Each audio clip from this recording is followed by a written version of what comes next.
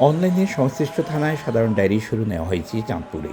Online GD নামে application download করে ঘরে বসেই জিডি করতে পারছেন নাগরিকরা। সশরীরে থানায় যেতে হচ্ছে না তাদের। এলাকাবাসী বলছেন, প্রযুক্তি ব্যবহারের কারণে হয়রানি ছাড়া পুলিশের সেবা নিতে পারছেন তারা। যেটি করছি গর অনলাইনে বৈশা যেটি করছি এখন আমার পুলিশে আমার টাকাটা উদ্ধার করিয়া দিব। অনেক হানাস্ত হইতাম থানায় গেলে এদিক সেদিক, এতে এইখানে নিত এত এইখানে নিত। এখন যে অনলাইনে যে জিটিটা করতে হয় ওটা মোটামুটি সরকার ভালোই করছে। থানায় যাইতে হতো, যাই কিছু দালাল ধরতে হতো, লেখানোর জন্য দালাল ধরতে হতো।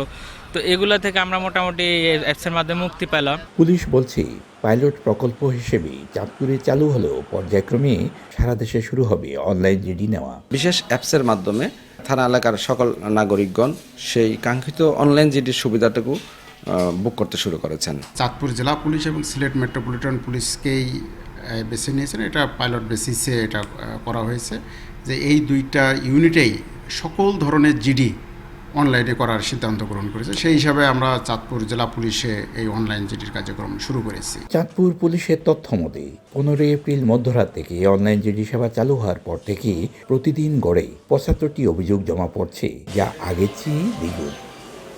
এখন থেকে যে কোনো সাধারণ ডায়েরি করার জন্য ভোগান্তিতে পড়া মানুষজনকে সরাসরি থানায় আসতে হবে না।